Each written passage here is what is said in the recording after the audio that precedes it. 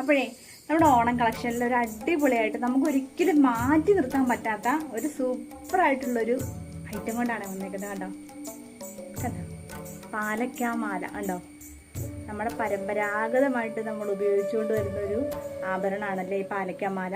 നോക്കിക്കേ എന്തൊരു ഭംഗിയാന്ന് നോക്കിയാൽ കാണാൻ വേണ്ടിയിട്ട്.